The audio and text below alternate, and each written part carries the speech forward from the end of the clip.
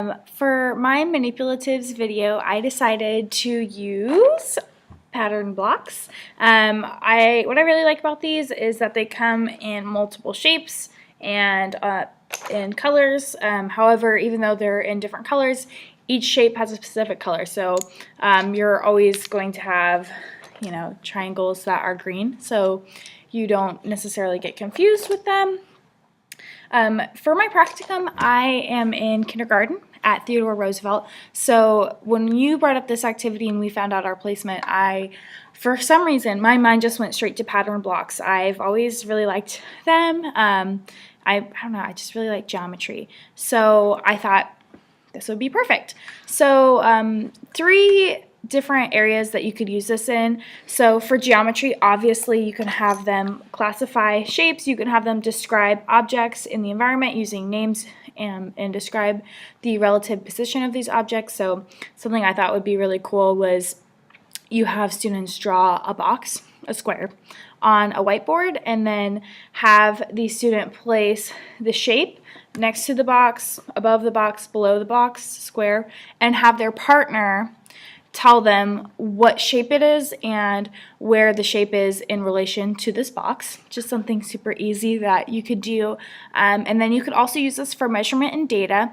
I was actually really surprised by how many different standards that these could be used for. It was really great. So for the measurement and data, something easy to do is describe and compare measurable attributes. So they just describe these objects and just some different attributes of these objects, or you can have them classify and count the number of objects in each category, which is so easy to do. So as you can see, you can give them just a handful of these objects and you could have them put them into different categories and then count how many are in each category. So super easy to do.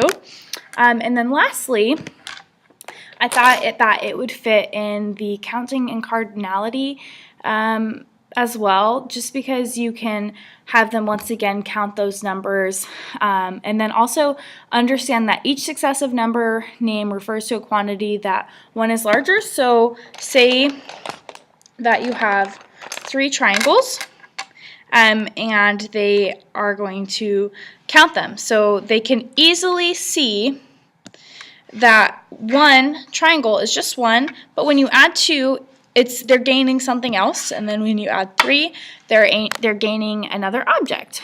So for my activity, I would use geometry and counting, and as I said before, I would have students, I would give students a handful of shapes and just have them separate those shapes depending on what shape they are. So triangles go with triangles and whatnot.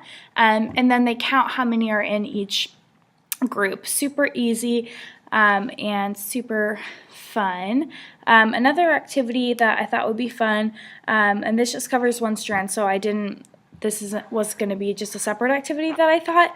But I thought it'd be really great, like, to see, okay, how many triangles does it take to make one of these guys? And so they can see that it takes 3 triangles